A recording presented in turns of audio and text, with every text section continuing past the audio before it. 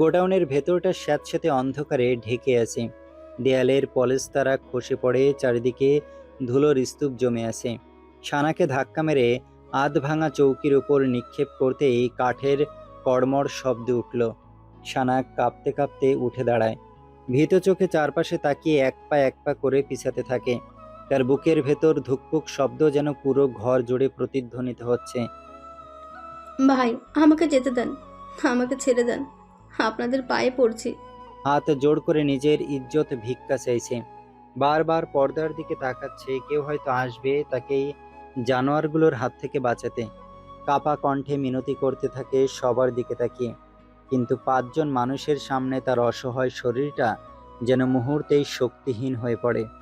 সে একদিকে সরে বাঁচার চেষ্টা করছে, অন্যদিকে আতঙ্কে তার নিঃশ্বাস ভারী হয়ে উঠছে।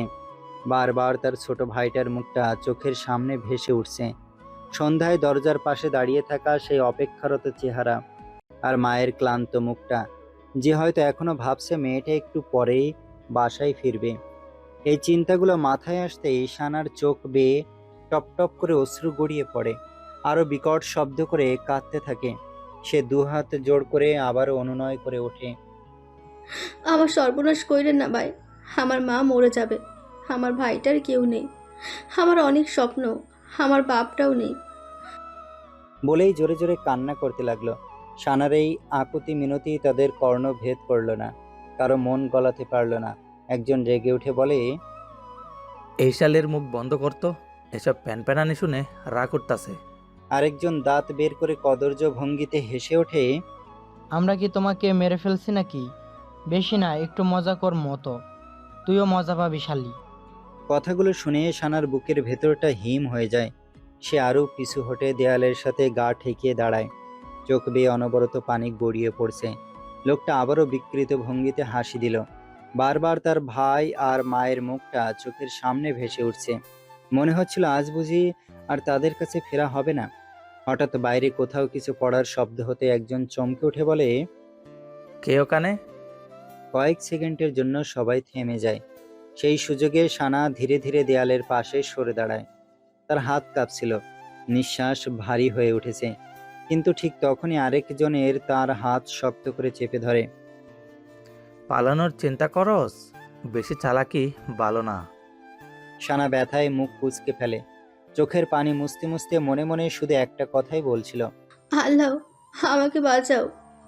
একজন হ্যাঁচকা টান মেরেই পুনরায় ভাঙা চৌকির উপর ফেলে দেয়। বুকের ওপর থেকে একটানে ওড়নাটা ফেলে দেয় নিচে। সানা আতঙ্কে কেঁপে ওঠে, সঙ্গে সঙ্গে দুহাত আড়াআড়িভাবে বুকের ওপর টেনে নিজেকে আড়াল করার চেষ্টা করলো। কিন্তু অসহায় মেয়েটি শেষ পর্যন্ত নিজেকে রক্ষা করতে পারল না। একজন হিংস্রভাবে তার হাত দুটো সরিয়ে কাছে টেনে নিল। তারপর শুরু হলো তার বিকৃত মন মানসিকতা আর নিকৃষ্ট কাপুরুষতার জঘন্য প্রকাশ। অন্ধকার গুদাম ঘরটা ধীরে ধীরে তার কাছে দম বন্ধ এক দুঃস্বপ্ন হয়ে উঠল। একের পর এক নিষ্ঠুর নির্যাতনে তার ক্ষতবিক্ষত শরীর আর অবসন্ন মন নিস্তেজ হয়ে পড়তে লাগলো। মেয়েটার চোখের সামনে যেন তার সব স্বপ্ন চূর্ণ বিচূর্ণ হয়ে যাচ্ছে। যে জীবনটাকে এত কষ্ট করে আগলে রেখেছিল, মুহূর্তেই তা বিভীষিকাময় অন্ধকারে তলিয়ে গেল। প্রতিটি ক্ষণ তার কাছে মৃত্যু যন্ত্রণার মতো লাগছিল। ব্যথায় জর্জরিত হয়ে সে চিৎকার করছিল, কাঁদছিল, বাঁচার আকুতি জানাচ্ছিল, কিন্তু সেই আর্তনাদ যেন গুদাম ঘরের দেয়াল ছাড়িয়ে আর কোথাও পৌঁছাতে পারল না। বাইরের ঘন জঙ্গলে রাতের বাতাস থমথমে হয়ে আছে। দূরে কোথাও নিশাচর পাখির ডাক, শুকনো পাতার মর্মর শব্দ, যেন প্রকৃতিও তার অসহায় কান্নায় স্তব্ধ হয়ে গেছে। অথচ সাহায্যের হাত বাড়িয়ে দেওয়ার মতো সেখানে কেউ ছিল না। ধীরে ধীরে সানার চোখ ঝাপসা হয়ে আসে। তার কাঁপতে থাকা ঠোঁট শুধু একবার ফিসফিস করে ওঠে, মা। বর্তমান। মেয়েটির বিকৃত অবয়ব দেখে জারিফ কয়েক কদম পিছিয়ে গেল। বুকের ভেতরটা হঠাৎই কেঁপে উঠল তার। কি ভয়ঙ্কর নির্মমতায় না অত্যাচার সহ্য করতে হয়েছে মেয়েটিকে। ছিন্ন ভিন্ন ঠোঁট রক্তিম আভা হারিয়ে নীলচে কালচে রক্ত ধারণ করেছে। শরীরের নানা স্থানে লেগে থাকা রক্তের দাগ যেন তার ওপর নেমে আসা পাশবিক নির্যাতনের নীরব সাক্ষ্য বহন করছে। অসহনীয় যন্ত্রণায় জর্জরিত মেয়েটি নিথর দৃষ্টিতে তাকিয়ে আছে জারিফের দিকে। হয়তো তার সেই নীরব চাহনি করুণ আরতি হয়ে বলতে চাইছে এই দুঃসহ নরক যন্ত্রণা থেকে তাকে মুক্তি দিতে। জারিফ তড়িঘড়ি করে অভ্রের কাছে এসে বলে, বস, উনি রাহা ম্যাম নন। কথাটা শুনেই অভ্র সঙ্গে সঙ্গে জারিফের দিকে তাকায়। পরক্ষণে বুকের ভেতর জমে থাকা আতঙ্ক যেন ভেঙে পড়ে। সে জারিফকে শক্ত করে জড়িয়ে ধরে অশ্রুসিক্ত হয়ে পড়ে। অভ্রের অশ্রুতে জারিফের কাঁধের শার্ট ভিজে একাকার হয়ে যাচ্ছে। জারিফও তাকে শক্ত করে আগলে নিল। শান্ত কণ্ঠে বারবার বলতে লাগলো, রাহা ম্যাম নিরাপদে আছে বস, ডোন্ট ওয়ারি। জায়ান এই নিয়ে দ্বিতীয়বার অভ্রকে ভেঙে পড়ে কাঁদতে দেখল। আর দুবারের কারণই এক, রাহা। সাধারণত ছেলেরা নিজের অনুভূতি এত সহজে প্রকাশ করে না। বুক ভরা যন্ত্রণা লুকিয়ে রাখতেই অভ্যস্ত তারা। অথচ রাহার ক্ষেত্রে অভ্র যেন সম্পূর্ণ উল্টো। তার অস্তিত্বের প্রতিটি রক্তকণা, প্রতিটি শিরা উপশিরায় যেন রাহারই বসতি। একটা মানুষ কতটা আতঙ্কিত, কতটা অসহায় হয়ে পড়লে একটি মেয়ের জন্য এভাবে চোখের জল ফেলতে পারে, তা অভ্রকে না দেখলে কেউ বিশ্বাস করতো না। জারিফ তীক্ষ্ণ দৃষ্টিতে জায়ানের দিকে তাকিয়ে বলল, মেয়েটাকে দ্রুত হাসপাতালে নেওয়ার ব্যবস্থা কর। আর এই 5টা জানোয়ারকে ঢাকার টর্চার ছেলে পাঠানোর জন্য সব প্রস্তুতি নাও। জায়ানও এক মুহূর্ত দেরি না করে জারিফের নির্দেশ অনুযায়ী সবকিছু সামলাতে ব্যস্ত হয়ে পড়ল।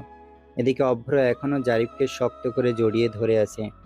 কাপা কণ্ঠে বলতে লাগলো, থ্যাংক গড। ওই পাগলিটার কিছু হয়ে গেলে আজ আমি শেষ হয়ে যেতাম। আমার বেঁচে থাকা শেষ অবলম্বনটাই তো ও। ওকে ছাড়া আমি পুরোপুরি শূন্য, নিঃস্ব। এই জীবনে নির্জন বলতে আর হৃদয়ের গভীর আগলে রাখার মতো শুধু ওই একটা মানুষই আছে আমার। তার কিছু হয়ে গেলে আমার অস্তিত্বটা অর্ধহীন হয়ে যেত। কথাগুলো বলতে বলতেই তার গলা ভারী হয়ে আসে। চোখের কোণে জমে থাকা অশ্রু যেন আবারও বাঁধ ভাঙতে চাইছে। হঠাৎই নিজেকে সামলে নিল সে। হাতে থাকা পেন্ডেন্টটা মুঠোবন্দি করে এত জোরে চেপে ধরলো যে আঙুলের শিরাগুলো স্পষ্ট হয়ে উঠল। মুহূর্তেই তার মুখের কোমলতা মিলিয়ে গিয়ে জায়গা নিল ভয়ঙ্কর গাম্ভীর্য। দাঁত কটমট করে কঠিন স্বরে জায়ানের উদ্দেশ্যে বলল, আর খবর বের কর এখনই। অভ্রের কণ্ঠের ভয়ঙ্কর কঠোরতা শুনেই জায়ান বুঝে গেল আজকে রাহা ম্যাম একবার হাতের নাগালে পেলেই তার জন্য অপেক্ষা করছে ভয়াবহ পরিণতি। কারণ এই মুহূর্তে অভ্রের চোখে মুখে স্পষ্ট প্রতিফলিত হচ্ছে জমে থাকা ক্রোধ, গভীর আতঙ্ক আর ভালোবাসা হারিয়ে ফেলার উন্মত্ত যন্ত্রণা। জি বস। বলেই জারিফ ধীর পায়ে একটু সরে দাঁড়ালো।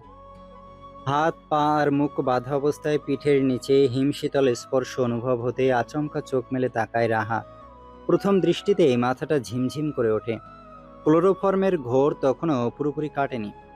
ধীরে ধীরে চারপাশে দৃষ্টি বুলাতেই বুঝতে পারে সে রয়েছে একেবারে নিস্তব্ধ ঘুটঘুটে অন্ধকার একটি কক্ষে। শুধু মাথার উপর মিটমিট করে জ্বলছে ক্ষীণ হলুদাভ একটি বাতি। আর তার ঠিক নিচে ঘাড় থেকে পা পর্যন্ত শুয়ে আছে বিশাল এক বরফখণ্ডের হিমেল শীতলতা। কয়েক হাত দূরে অস্পষ্ট এক ছায়ামূর্তির অবয়ব চোখে পড়তেই বুকের ভেতরটা ধক করে ওঠে। চারদিকের অন্ধকারে মানুষটিকে স্পষ্ট বোঝা না গেলেও পিছনে জ্বলতে থাকা আলোয় তাকে যেন কোনো নিষ্ঠুর সম্রাটের মতো লাগছে। সিংহাসনে হেলান দিয়ে পায়ের ওপর পা তুলে বসে আছে। আতঙ্কে রাহার বুক শুকিয়ে কাঠ। অন্যদিকে বরফের হিমে তার পুরো শরীর অবশ হয়ে আসছে। থরথর করে কাঁপছে সে। রাহা যেন কিছুতেই বুঝে উঠতে পারছে না এটা আদৌ বাস্তব নাকি কোনো বিভীষিকাময় দুঃস্বপ্ন। সে তো একদম স্বাভাবিকভাবেই খালামণির বাসায় ঘুমিয়ে পড়েছিল। তাহলে এখানে এলো কিভাবে? কে তাকে তুলে নিয়ে এলো? এই ভয়ঙ্কর মানবটি বা কে? হাজারো প্রশ্ন একসাথে ঝড় তুলছে তার মাথার ভেতর। আতঙ্কে নিঃশ্বাস পর্যন্ত ভারী হয়ে আসছে। বাধা হাত পা ছাড়ানোর জন্য মরিয়া হয়ে ছটফট করতে চাইল রাহা, কিন্তু শক্ত রশ্মির বাঁধনে সামান্য নড়াচড়া করতেও ব্যথায় শরীর কেঁপে উঠল। হঠাৎ নিস্তব্ধ ঘরের ভেতর ভেসে এলো ধীর, ভারী কারো নিঃশ্বাসের শব্দ। শব্দটা যেন আরো স্পষ্ট হয়ে কানে বাজতে লাগলো। রাহার বুকের ধুকপুকানি মুহূর্তেই কয়েক গুণ বেড়ে গেল। ঠিক তখনই ছায়ামূর্তিটা আস্তে আস্তে নড়ে উঠল। চারিদিকে জমে থাকা অন্ধকার যেন আরো গাঢ় হয়ে এলো। রাহা ভয়ার্ত চোখে তাকিয়ে রইল মানুষটার দিকে। তার মনে হচ্ছিল এই কয়েক সেকেন্ডই হয়তো তার জীবনের সবচেয়ে ভয়ঙ্কর মুহূর্ত হতে চলেছে। ঠান্ডায় জমে যাওয়া কাপা কণ্ঠে কোনোভাবে শব্দ বের করার চেষ্টা করলো সে। কে কে- কে আপনি? আমাকে এখানে কেন এনেছেন? কিন্তু কথাগুলো শেষ হওয়ার আগেই ভয়ে তার গলা শুকিয়ে এলো, কারণ অন্ধকারের ভেতর থেকে ভেসে এলো এক চাপা রহস্যময় হাসির শব্দ। হাসির বিকট শব্দ যত তীব্র হয়ে উঠছে, রাহার বুকের ভেতর ততই আতঙ্ক জমে বরফ হয়ে যাচ্ছে। অতিরিক্ত ঠান্ডায় দাঁতের সাথে দাঁত কাঁপতে কাঁপতে বাড়ি খাচ্ছে। তার শরীরের নিচে রাখা বিশাল বরফখণ্ডের হিমশীতল স্পর্শ ধীরে ধীরে পুরো দেহ অবশ করে দিচ্ছে। পিঠ বেয়ে কনকনে ঠান্ডা ছড়িয়ে পড়ছে শিরা উপশিরায়, যেন হাজারো সূচ একসাথে বিঁধছে শরীরে। কাঁপতে কাঁপতে নিঃশ্বাস নিতে কষ্ট হচ্ছে তার। ঠোঁট নীলচে হয়ে এসেছে, তার আঙুলগুলো অসাড় হয়ে পড়ছে মুহূর্তে মুহূর্তে। ছায়া মানবটি ধারালো দৃষ্টিতে অনেকক্ষণ ধরেই পর্যবেক্ষণ করছে রাহার প্রতিটি অঙ্গভঙ্গি। মেয়েটির আতঙ্কে কাঁপতে থাকা শরীর, দ্রুত ওঠানামা করা বুক আর ভীত সন্ত্রস্ত চোখের প্রতিটি পরিবর্তন যেন তার দৃষ্টি এড়াচ্ছে না একটুও। চারপাশের হিমশীতল নীরবতার মাঝে সেই দৃষ্টিটা আরো ভয়ঙ্কর হয়ে উঠছে, যেন অন্ধকারের আড়াল থেকে কোনো অজানা বিভীষিকা ধীরে ধীরে রাহাকে গ্রাস করে নিতে চাইছে। হঠাৎ করেই আসন ছেড়ে ধীর ভঙ্গিতে উঠে দাঁড়ালো ছায়া মানবটি। ঠোঁটের কোণে শীতল রহস্য ঘেরা হাসি টেনে কর্কশ মধুর কণ্ঠে বলে উঠল, hello Raha darling, welcome to my hell. কেমন উপভোগ করছেন আপনার এই ভয়ঙ্কর ভ্রমণের অভিজ্ঞতা? কথাগুলো উচ্চারণ করতেই ধীরে ধীরে সামনে এগিয়ে আসতে থাকে সে। চারপাশের মেলান আলো ভেদ করে লোকটার মুখ স্পষ্ট হয়ে উঠতেই রাহার বুকের ভেতর যেন বজ্রপাত হলো। লোকটা কাছে এসে একটানে মুখের বাঁধন খানিকটা আলগা করে দিতেই কেঁপে ওঠে রাহা। শুকিয়ে যাওয়া ঠোঁট থরথর করে নড়ে ওঠে। আতঙ্কে তার নিঃশ্বাস ভারী হয়ে উঠছে। পুরো শরীর অনবরত কেঁপে চলেছে। মুখ শক্ত করে বাঁধা থাকায় শব্দগুলো স্পষ্ট বেরোচ্ছিল না। তবু অসহায় আর ভাঙাচোরা ফিসফিসানিতে বারবার একটি নামই উচ্চারিত হচ্ছিল। অভ্র ভাইয়া? অভ্র ঝড়ের বেগে এগিয়ে এসে রাহার ঘাড়ের নিচে শক্ত করে এক হাতে গুজে টেনে নিল নিজের মুখোমুখি। তার চোখে তখন দাউ দাউ করে জ্বলছে ক্রোধের আগুন। দাঁত চেপে বিষাক্ত স্বরে ফিসফিসে উঠল, বান্তির বাচ্চা, তোর এত বড় দুঃসাহস হলো কিভাবে বাড়ির বাইরে পা রাখার? একবারও বুক কাঁপলো না? আজ আমি তোর সেই কলিজের জোর মেপে দেখব, তোর প্রতিটা নিঃশ্বাসকে জাহান্নামের সফর করিয়ে ছাড়বো। কথা শেষ হতেই কোমর থেকে ধীরে ধীরে বের করলো একটি ধারালো ট্যাকটিক্যাল নাইফ। চকচকে ফলাটা মুহূর্তেই গিয়ে ঠেকলো রাহার গলার ঠিক কাছে। রাহার নিঃশ্বাস মুহূর্তেই আরো ভারী হয়ে উঠল। ধারালো ফলার শীতল স্পর্শ গলার চামড়ায় লাগতেই পুরো শরীর কেঁপে উঠল আতঙ্কে। বুকের ভেতর হৃদস্পন্দন যেন উন্মত্ত ঢাকের মতো আছড়ে পড়ছে বারবার। অভ্র ধীরে ধীরে আরো ঝুঁকে এলো তার মুখের কাছে। চোখ দুটো রক্তিম ক্রোধে জ্বলছে, যেন সামান্য উস্কানিতেই সবকিছু ছিন্ন ভিন্ন করে ফেলবে। তার আঙুলের চাপ রাহার ঘাড়ে ক্রমেই শক্ত হতে লাগলো। দম চাপা গর্জনে বলে উঠল, ভাবছিস পালিয়ে বাঁচবে? আমার চোখ ফাঁকি দিয়ে কেউ কোথাও যেতে পারে না, আর তুই তো আমার হাতের মুঠোয় বন্দি। রাহা ঠোঁট কাঁপিয়ে কিছু বলতে চাইল, কিন্তু ভয়ে শব্দগুলো গলাতে আটকে গেল। ঠান্ডা ঘামে ভিজে উঠেছে তার কপাল।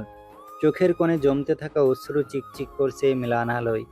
বরফের খণ্ডগুলোর শীতলতা তার শরীর ভেদ করে মজ্জায় পৌঁছে যাচ্ছে, যেন রক্ত জমে আসছে ধীরে ধীরে। হঠাৎ অভ্র ফলাটা গলার পাশে ঘেঁষে ধীরে টেনে নিয়ে ফিসফিসিয়ে উঠল, আজ তোকে এমন শিক্ষা দেব, এই রাতটার বিভীষিকার মৃত্যুর আগ মুহূর্তে পর্যন্ত ভুলতে পারবি না।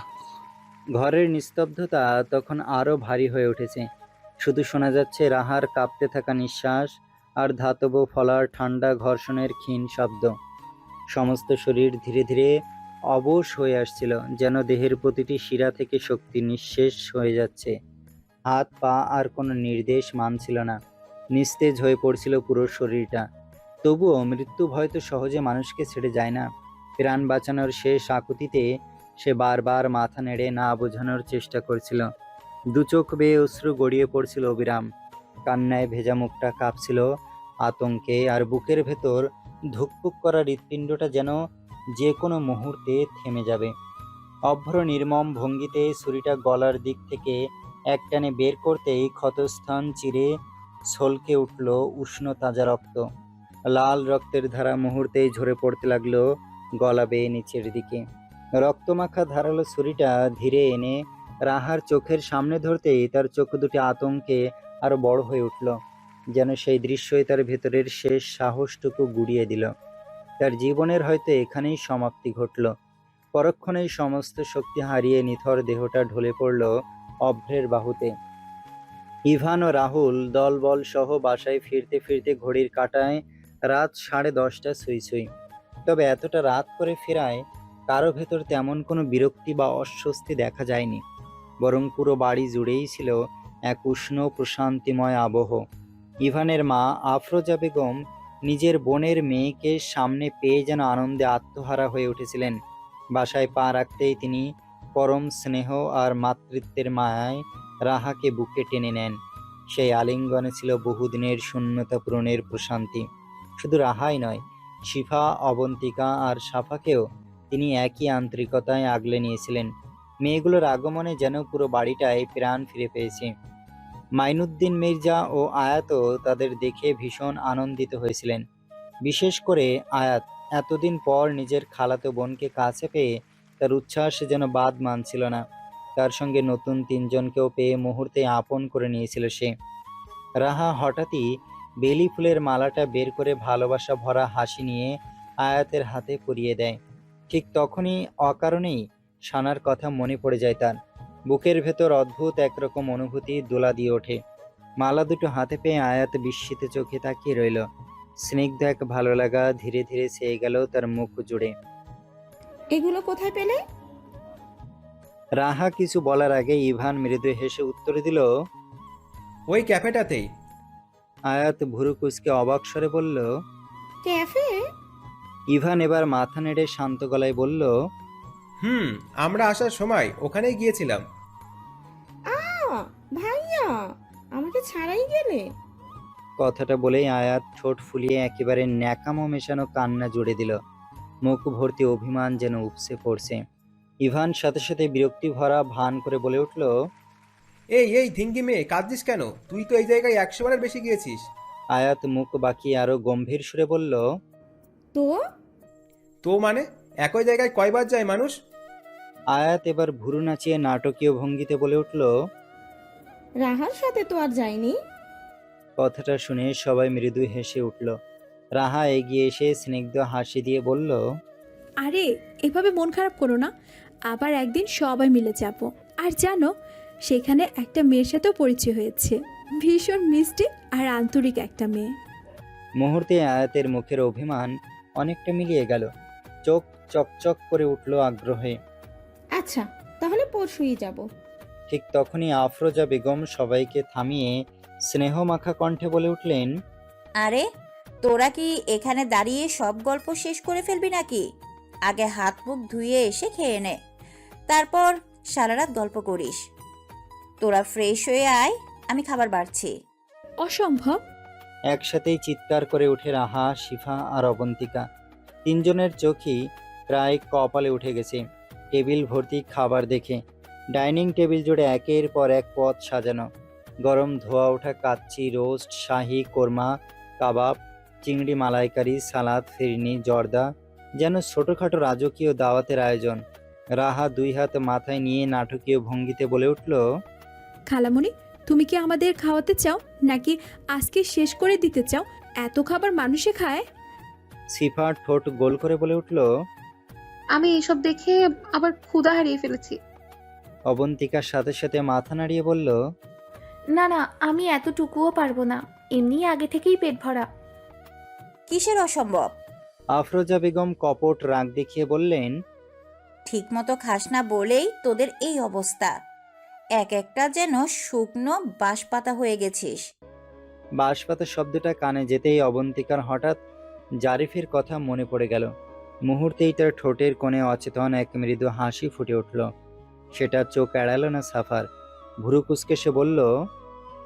কি রে, একা একা এভাবে হাসছিস কেন?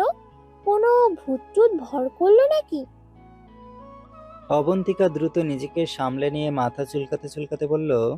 আরে না না, তেমন কিছু না, খাবারগুলো দেখে হঠাৎ হাসি পেয়ে গেল।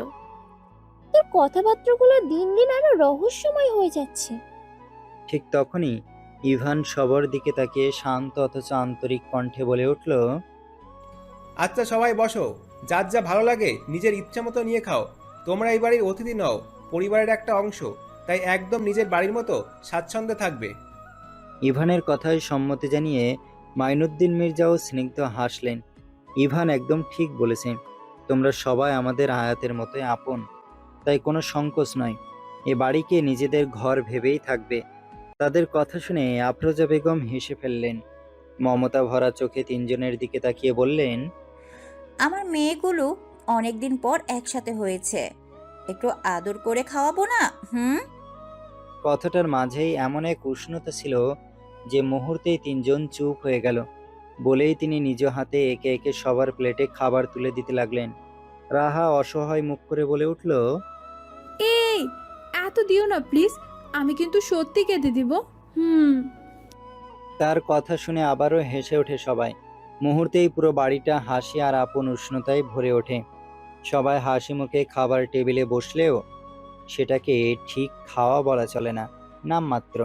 সারাদিনের ক্লান্তি আর দীর্ঘ ভ্রমণের ধকল যেন সবার শরীর মনকে নিঃশেষ করে দিয়েছে। কোনো রকম দুমুঠো খেয়েই একে একে সবাই উঠে পড়ল। আজ আর কারো আড্ডা দেওয়ার শক্তি নেই, মাত্রই তো এসেছে, এখন দরকার শুধু একটু বিশ্রাম, তাই যে যার রুমে চলে গেল। কিছুক্ষণ পর আফরোজা বেগমের শরীরটা আচমকায় বেশি খারাপ লাগতে শুরু করায় আয়াত তড়িঘড়ি করে মায়ের কাছে চলে আসে। সম্ভবত প্রেশার হঠাৎ করেই ফল করেছে।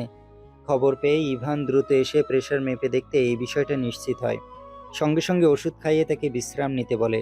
সে বেরিয়ে আসে আর আয়াত থেকে যায় মায়ের পাশেই, আরও কিছুক্ষণ থাকার ইচ্ছে নিয়ে। ইভান মায়ের রুম থেকে আসার সময় দোতলায় উঠতেই করিডোরের মাঝামাঝি একটি রুমে গভীর রাতে আলো জ্বলতে দেখে ইভানের ভুরু কুঁচকে ওঠে। কৌতূহলবশত ধীর পায়ে দরজার কাছে এগিয়ে উকি দিতেই সামনে ধরা পড়ে এক অপ্রস্তুত দৃশ্য। শিফার দুচোখে যেন ঘুমের লেশ মাত্রও নেই। রাত অনেক গড়ালেও নিদ্রা দেবী তার চোখের পাতায় ধরা দিতে নারাজ। চারপাশে নেমে এসেছে গভীর নীরবতা, যেন পুরো পৃথিবী ঘুমের রাজ্যে হারিয়ে গেছে। রাহারাও নিশ্চিন্তে ঘুমিয়ে পড়েছে, তাই আর তাকে ডাকতে গেল না ভেবে শিফা ধীর হাতে বালিশের পাশে রাখা ফোনটা তুলে নিল। স্ক্রিন জ্বলে উঠতেই মৃদু নীলাভ আলো তার কোমল মুখাবয়বে পড়ে এক রহস্যময় আবেশের জন্ম দিল। নিস্তব্ধ রাতের মাঝে সেই আলোয় তার লাজুক মুখশ্রী যেন আরো মোহনীয় ও স্নিগ্ধ হয়ে উঠল। গ্যালারিতে ঢুকেই চোখ কপালে ওঠার উপক্রম। পুরোটা যেন 440+ ছবিতে ঠাসা। রাহা এমন কোনো মুহূর্ত বাদ রাখেনি যার ছবি সে তোলেনি। অভ্র রাগের মাথায় রাহার ফোনটা ভেঙে ফেলেছিল বলে নতুন ফোন কেনার সুযোগ এখনো হয়ে ওঠেনি। ভেবেছিল বাসায় ফিরেই কিনবে, তাই এই কদিনের জন্য নির্দ্বিধায় শিফার ফোনটাই ব্যবহার করছে। আর শিফাও ছোট বোনের মতো ভালোবেসে নিজের ফোনটা অনায়াসেই তার হাতে তুলে দিয়েছে। একের পর এক স্থির চিত্রে চোখ বুলাতে বুলাতে আজকের প্রতিটা মুহূর্ত যেন আবার জীবন্ত হয়ে উঠছে শিফার মনে। সারাদিনের ছোট ছোট স্মৃতি, হাসি, কথোপকথন সব কিছু যেন ছবিগুলোর ভাঁজে ভাঁজে লুকিয়ে থেকে তাকে নতুন করে অনুভব করিয়ে দিচ্ছে পুরো দিনটাকে। হঠাৎই তার আঙুল এসে থেমে যায় একটি ছবির উপর, যেখানে ইভান আর সে পাশাপাশি দাঁড়িয়ে আছে। মুহূর্তের মাঝেই শিফার ভেতর অদ্ভুত এক লাজুক আবেশ ছড়িয়ে পড়ে। গাল দুটো রক্তিম আভায় রাঙা হয়ে ওঠে। বুকের ভেতরটাও কেমন অচেনা অনুভূতিতে ধুকপুক করে ওঠে। সে বারবার ছবিটা জুম করে দেখছে, যেন চোখ সরালেই সৌন্দর্যময় সেই মুহূর্তটা হারিয়ে যাবে। ছবিটা সরাতেই সামনে ভেসে ওঠে আরেকটি অপ্রস্তুত মুহূর্ত, যেখানে তারা কেউই ক্যামেরার জন্য প্রস্তুত ছিল না, অথচ দুজনের দৃষ্টি নিবদ্ধ ছিল একে অপরের দিকেই। অদ্ভুতভাবে স্বতঃস্ফূর্ত সেই ছবিটাই যেন সবচেয়ে বেশি হৃদয় ছোঁয়া হয়ে উঠেছে। চোখে চোখ রেখে হারিয়ে যাওয়া সেই ক্ষণিক মুহূর্তটাই লুকিয়েছিল একরাশ নীরব অনুভূতি, যা ভাষার চেয়েও মূল্যবান। মৃদু আলোয় ডুবে থাকা নিস্তব্ধ ঘরটা যেন হঠাৎ করেই অন্যরকম হয়ে উঠল। চারপাশে সবাই গভীর ঘুমে আচ্ছন্ন, অথচ শিফার চোখে এক ফোঁটা ঘুমও নেই। বুকের ভেতর অকারণে এক উচ্ছ্বাস দোলা দিচ্ছে বারবার। ফোনটা হাতে নিয়েই লাউড স্পিকারে গান চালিয়ে দিল সে। ওরে পিয়া হায় ওরে পিয়া। সুর ভেসে উঠতেই ঠোঁটের কোণে আপনা আপনি হাসি ফুটে ওঠে তার। খালি পায়ে ধীরে ধীরে বিছানা ছেড়ে নেমে আসে। ঠান্ডা মেঝের স্পর্শে শরীর কেঁপে উঠলেও মনটা যেন আরো বেশি উড়ে যেতে চায়। দুহাত আলতো করে ছড়িয়ে চোখ বন্ধ করতেই মনে হলো সে যেন আর এই ছোট্ট ঘরে নেই, কোনো এক অচেনা স্বপ্ন রাজ্যে হারিয়ে গেছে। গানের তালে তালে ধীর পায়ে ঘুরে ওঠে শিফা। তার খোলা চুলগুলো বাতাসে দুলে গিয়ে বারবার মুখ ছুঁয়ে যাচ্ছে। মাঝে মাঝে নিজেই নিজের দিকে তাকিয়ে লাজুক হেসে ফেলছে। আজকে কেন যেন তার ভীষণ ভালো লাগছে সবকিছু। মনে হচ্ছে বুকের ভেতর জমে থাকা হাজারটা অনুভূতি নাচের ভঙ্গিতেই বেরিয়ে আসছে। শিফা এতটাই নিজের নাচের ছন্দে ডুবেছিল যে টেরই পেল না দূরে কেউ একজন নিবিড় মুগ্ধতায় তার প্রতিটি ভঙ্গিমা উপভোগ করে চলেছে। সেই দৃষ্টিতে ছিল এক অদ্ভুত মোহ, চোখের গভীরে চিকচিক করছিল অচেনা কোমলতা আর মাধুর্যের দীপ্তি। বহুক্ষণ ধরে নিঃশব্দে তাকে পর্যবেক্ষণ করছে সে, যেন শিফার প্রতিটি নড়াচড়া তার দম আটকে দিচ্ছে। বুকের ভেতর হৃদস্পন্দনগুলো উন্মত্ত অর্শের মতো লাগামহীন ছুটে চলেছে। দরজার পাশে হেলান দিয়ে স্থির দৃষ্টিতে তাকিয়ে আছে সে। চোখ সরানোর সামান্য শক্তিটুকুও যেন হারিয়ে ফেলেছে। আয়াত বের হওয়ার সময় দরজাটা শুধু টেনে দিয়েছিল, কিন্তু শিফা সেটি লক করার কথা সম্পূর্ণ ভুলে গিয়েছিল, কিংবা বলা যায় সেই মুহূর্তে তার হুঁশই ছিল না। হঠাৎই ড্রেসিং টেবিলের বড় আয়নায় কারো চেহারার উপস্থিতি টের পেয়ে শিফার দৃষ্টি সেদিকে আটকে যায়। মুহূর্তেই তার পদযুগল যেন স্থবির হয়ে পড়ে আতঙ্কে। নিস্তব্ধতার ভেতর দুজনই একে অপরের দিকে তাকিয়ে থাকে অপলক দৃষ্টিতে। ইভানের সেই ঘোর লাগা গভীর দৃষ্টি রাহার বুকের ভেতর অদ্ভুত এক কম্পন তুলল। লজ্জায় যেন মাটির সঙ্গে মিশে যেতে ইচ্ছে করছে তার। কাপা কাপা হাতে ওড়নার দুই প্রান্ত শক্ত করে চেপে ধরেছে সে, আর নত চোখে চোখের অস্থিরতা আড়াল করার ব্যর্থ চেষ্টা করে যাচ্ছে। শিফা লজ্জায় হঠাৎ করেই বিপরীত দিকে ঘুরে দাঁড়াতে ইভানের সম্মোহন ভাঙল। গভীর দৃষ্টিতে কিছুক্ষণ তাকে দেখার পর ধীর স্থির পদক্ষেপে এগিয়ে এলো সে, একদম শিফার নিঃশ্বাসের দূরত্বে। শিফা এখনো পিছন ফিরেই দাঁড়িয়ে, বুকে ঝড় তুলে দ্রুত শ্বাস নিচ্ছে। হয়তো ইভান বুঝে ফেলেছে তার মায়াবিনীর অকারণ লজ্জার রহস্যটা। ইভানের প্রশস্ত বুকের ঠিক সামনে শিফার কাঁপতে থাকা পিঠ, মাঝখানে যেন এক ফোঁটা বাতাসেরও জায়গা নেই। এতটা কাছে ইভানের উষ্ণ উপস্থিতি অনুভব করতেই শিফা আচমকাই ঘুরে দাঁড়ালো, আর তাতেই তার কোমর ছোঁয়া নরম চুলগুলো উড়ে এসে আছড়ে পড়ল ইভানের মুখ জুড়ে। মুহূর্তেই সেই মাতাল করার সুবাসে হারিয়ে গেল সে। চোখ বন্ধ করে আলতো হাতে চুলগুলো আঁকড়ে ধরে বুক ভরা এক দীর্ঘ নিঃশ্বাস নিল, যেন সেই ঘ্রাণেই লুকিয়ে আছে তার সমস্ত প্রশান্তি। আর শিফা, সে তো নিঃশ্বাসহীন দৃষ্টিতে তাকিয়েছে ইভানের প্রতিটি কর্মকাণ্ডের দিকে। বুকের ভেতরটা কেঁপে উঠছে বারবার। ইভান ধীরে ধীরে তার মুখ থেকে চুলগুলো সরাতেই দেখল শিফা লাজুক ভঙ্গিতে পিছু হটছে, আর সে ঠোঁটের কোণে রহস্যময় হাসি টেনে এক ধাপ এগিয়ে আসতে লাগলো। গভীর মাদকতা মেশানো কণ্ঠে বলে উঠল, क्या जाने तू मेरे इरादे ले जाऊंगा, सांसें चुरा के दिल कह रहा है गुनेगर बन जा, बाराचन है इन गुनों से आगे। তার চোখ দুটো তখন শুধু শিফাতেই আটকে। मैं गुमशुदा सी रात हूँ, मेरी खुशनुमा सुबह तुम हो, मैं जो जी रहा हूँ वजह तुम हो, वजह तुम हो।